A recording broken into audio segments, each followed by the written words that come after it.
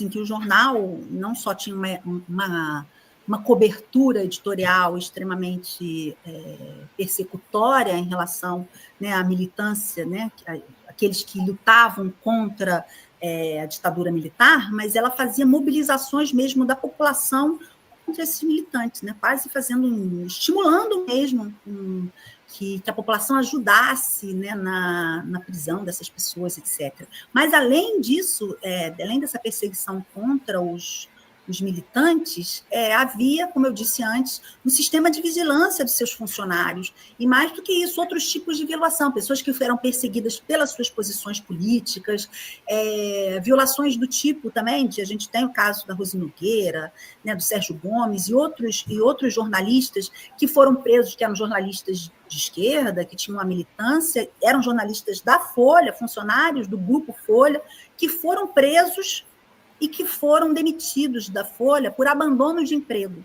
o que não pode, né? Eles estavam presos. Como vai ser abandono de emprego se eles estavam presos? E a Folha sabia que eles estavam presos, inclusive porque ela mesma noticiou a prisão desses jornalistas, sem dizer, obviamente, que eles eram jornalistas da casa, e os chamando de terroristas, inclusive, né? Tanto o caso da Rose Nogueira quanto o caso do Sérgio Gomes, por exemplo, foram isso. Foram chamados de terroristas na página dos jornais em que eles trabalhavam, foram demitidos por abandono de emprego, sendo que eles estavam presos e a empresa, né, tinha conhecimento disso. Então, são muitos os casos, né? A greve de jornalistas também, que mostra como a Folha ali, né, também se comportou na greve, foi a empresa que mais demitiu funcionários, colocou alguns funcionários em situação que não puderam ser demitidos pelas relações que tinham com o sindicato, né, com a direção do sindicato, mas que passaram por situações de constrangimento grandes, de abusos mesmo, né, morais, abusos dos mais variados tipos, enfim. Esse é um outro aspecto também, né, que eu acho que aspectos importantes da pesquisa, outros olhares que eu acho que a pesquisa traz aí. Isso tem a ver, obviamente, não só com a gente, né, mas tem a ver com esse contexto no qual a pesquisa está, né, que eu acho que são essas, dentro desse conjunto, desse projeto maior, que, como eu disse, que se chama, né, projeto, que é o projeto sobre responsabilidade de empresas por violações de direitos durante a ditadura, né, e que tem a ver com o processo de justiça de transição no Brasil, né? A gente não está olhando o passado é importantíssimo, história é muito importante, mas ela é importante também porque ela diz muito sobre o nosso presente, né? Esses trabalhos são pesquisas históricas que visam também a responsabilização hoje, né?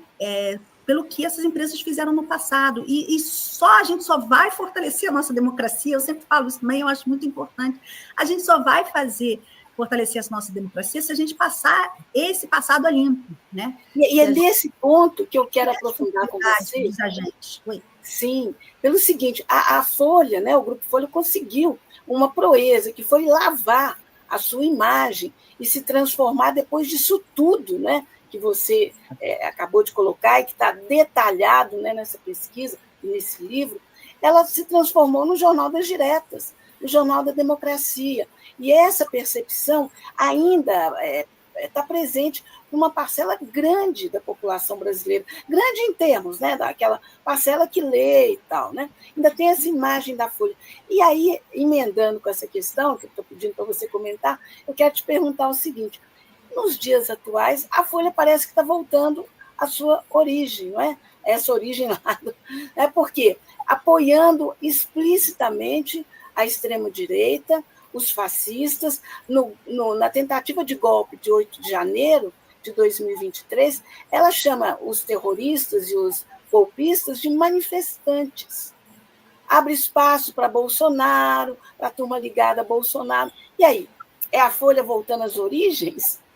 Pois é, você vê como essa palavra terrorista ela é, né, semanticamente disputada, né? Porque lá durante a ditadura eles chamavam aqueles que lutavam pela democracia, eles chamavam de terroristas, né? Hoje os terroristas que lutaram contra a democracia, eles estão chamando de manifestantes. Que ironias, né, da história, mas enfim. Não, Angela, sim, isso é muito, muito importante isso que você falou, porque você vê, quando a gente começou a pesquisa, né, a gente muitos amigos na imprensa, né, muitos amigos jornalistas, e alguns da geração Folha de São Paulo, que trabalhou no final dos anos 80, dos anos 90, na Folha, e alguns ficavam meio incrédulos, mesmo as pessoas que trabalharam na empresa, né, ficavam meio incrédulos, assim, poxa, mas isso não podia ter acontecido, tinha lá o Cláudio Abramo na redação, não Samuel Weiner. Exatamente, era difícil as pessoas acreditarem que aquele jornal ali, que teve um papel importante na formação, né, de uma geração de jornalistas, que teve um papel de uma referência importante para a democracia mesmo, né, no período da redemocratização, né, e é impressionante, né, porque a gente está falando de jornalistas mesmo, e quanto é importante a gente falar disso, né? A gente tem um colega, um dos pesquisadores que participou da nossa equipe, o André Bonsanto Dias, ele já tinha alguns livros sobre a Folha de São Paulo, e que ele trabalhava justamente isso, sobre essa memória, essa construção, né, esse trabalho sobre a história institucional que a Folha sempre fez, e muito eficiente. Como ela conseguiu apagar da memória coletiva, né, o papel que ela teve na ditadura, e as pessoas só lembram disso, o Jornal das Diretas, o Jornal das Diretas. Foi um trabalho muito bem feito de memória, né, de construção da memória, né, e é importante que a gente veja, não foi assim, né, e assumir a sua responsabilidade frente aos fatos históricos, ela é essencial, né, alguns jornais no mundo estão fazendo isso, The Guardian já fez, isso é fundamental. Mas aí, só retomando aquilo que você falou, né, esse é um momento muito delicado da Folha, né, porque a Folha está numa posição realmente muito, muito complicada de apoio aí de apoio muito direto à direita e à extrema-direita no Brasil hoje, né. Nesse sentido, eu acho que aqui a recepção à nossa pesquisa até está sendo muito, muito boa, porque eu acho que a própria Folha hoje está fazendo um serviço de apagar a sua própria memória tão boa que ela teve, um papel importante que, de fato, o jornal teve no momento da história no Brasil, né? As coisas não são lineares, né? E a Folha ali, nas diretas, realmente, ela talvez um jogo de marketing, mas, independente disso, ela teve um papel, né, um papel importante. No entanto, acho que ela hoje, ela mesma está fazendo desserviço de destruir essa sua relação que, em algum momento, ela teve com o processo de fortalecimento da democracia brasileira. Olha, eu acho tão importante essa pesquisa que você, né, conduziu, participou, junto com os colegas. Eu acho que ela está para a mídia brasileira, sobretudo para a imprensa, como o Ainda Estou Aqui, como filme. E num momento muito importante e delicado da vida brasileira, que é exatamente nesse momento, há poucos dias que o primeiro lote de golpistas, né, digamos assim, os líderes, né, do golpe, esse de 2023, foram tornados réus pelo STF. Né? E essa pesquisa sua e dos demais vem exatamente mostrar a extensão desse processo, que não fica lá atrás, é o que você disse, né? A história não é uma coisa para ver lá atrás, mofado, né? É entender o presente e projetar e ver o futuro também. Né? Nesse sentido... Pois desculpa. não? Não, desculpa. Fala. Não, nesse sentido, eu te pergunto, que tipo eu sei que né, ninguém tem bola de cristal, mas que tipo de prognóstico você faz para a Folha de São Paulo, por exemplo, né? Depois dessas revelações? Você acha que, enfim, vai ter impacto, o brasileiro médio não está nem aí? Enfim, essa é uma questão que precisa entrar nos cursos de comunicação, de jornalismo. A gente não pode continuar fingindo que isso não acontece. Né? Eu sou professora de um desses cursos, da Federal de Minas Gerais, e é incrível, a gente não tem nem história do jornalismo. E quando tem, os alunos não têm interesse. Como não ter interesse, né, por questões feito essas, para a gente entender o Brasil? . Então, daí a minha pergunta, como é que você imagina, né, da agora para frente?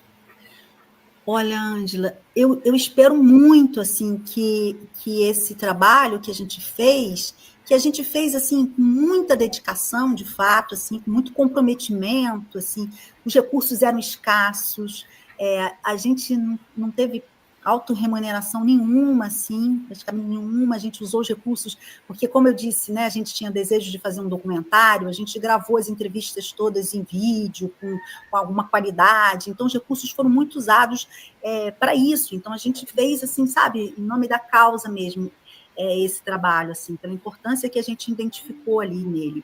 E a gente deseja muito que ele tenha um retorno, assim como você disse, né, tanto o livro quanto o documentário, que ele tenha um retorno para a sociedade, assim, né? Em caso de jornalismo, eu também sou professora da faculdade, né?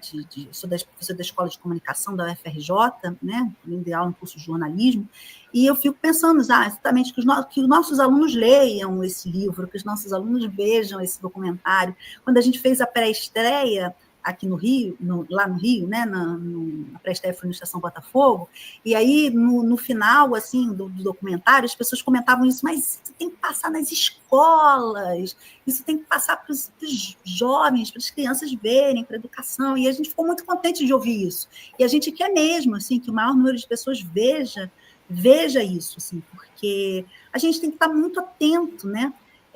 Os golpistas do 8 de janeiro, eles falavam em nome, né, pedindo intervenção militar. Eles defendiam as 5, eles falavam absurdos, né, e continuam muitos deles ainda fazendo uma apologia à ditadura. Né? E a Folha passando pano, né? No mínimo, para eles. Né? Pois é. Então, por isso, a gente precisa muito de uma educação histórica, a gente entender a formação histórica das nossas instituições. Nossas instituições, elas têm uma história, ela foi formada de uma determinada maneira, isso que qualifica as instituições que a gente tem, né? Então, temos que estar atentos e fortes, né? Precisamos ter conhecimento aí conhecimento é tudo, é poder também, né? Então, entender aí as dinâmicas dos poderes, né, desse país, para a gente poder conseguir fortalecer, como eu disse, fortalecer as nossas instituições pela democracia, assim, né? E porque o autoritarismo está aí, batendo na nossa porta, está no Brasil, está em outros países, né? A gente está vendo aí o governo Trump nos Estados Unidos, né? Na Argentina e tantas outras partes aí, tantos outros países. Então, a gente tem que estar aí muito de olho aberto. Claro, e eu reafirmo, né, e friso muito isso. Que momento oportuno que vocês conseguiram realizar essa pesquisa e divulgá-la em livro, não é? Não podia ser outro, tinha que ser agora, não é assim? É o passado revisitando o presente e nos ajudando a pensar esse futuro, não é? Então, eu deixo agora o espaço para você fazer as suas considerações finais e dizendo o seguinte, olha, o que você quiser, né, comunicar para a gente, voltar a conversar, os nossos internautas, né, os DCMers, são muito antenados, são pessoas muito ligadas nessa questão da mídia, eu também acompanho isso de perto, enfim, é minha área, né? Então, aqui a casa é sua, tá? Mas a palavra aberta para as suas considerações finais. Eu queria agradecer muito o espaço, né, que vocês estão dando aqui para a gente divulgar o nosso livro, o nosso trabalho, essa pesquisa. Leiam o livro, a gente falou aqui muito rapidinho, né? Acho que o livro está lá com detalhes, eu acho que é uma pesquisa importante. Aí, 240 páginas, né, dividido em 4 sessões diferentes, não é isso? Exatamente. No dia 27, como eu disse, o documentário também vai estar disponível lá no ICL, e eu acho que é isso, se informem, leem, e eu só tenho a agradecer aí esse espaço de vocês do DCM, muito obrigada por a gente estar podendo aqui divulgar o nosso trabalho, assim, né? E eu acho que queria frisar isso, né, de novo, que essa pesquisa ela faz parte de um conjunto de outras pesquisas, de outras 12 empresas também, que é importante, né, porque eu acho que está chamando a atenção. Claro, a gente está no foco aí nas empresas jornalísticas, mas outras empresas também colaboraram aí com a ditadura e né, foram responsáveis por violações de direitos, né? Então, isso, como você disse, isso é uma luta de hoje, né? É uma luta de hoje, a gente tem que a sociedade civil tem que acompanhar aí o encaminhamento desses inquéritos, né? Pressionar para que, enfim, né? A gente tem também aquela história, né? Seguir o dinheiro, né? Como é que esses grupos se tornaram poderosos, assim, aparentemente do nada, né? Exato. Né? Esse apoio não foi em vão, né? Foi um apoio que favoreceu essas empresas, né? Sim. Bom, a gente agradece muito a sua presença aqui no Essencial desta quinta-feira. E, olha, parabéns a você, aos demais pesquisadores, e, né, até a próxima oportunidade. Valeu, querida. Ok, obrigada. Até logo.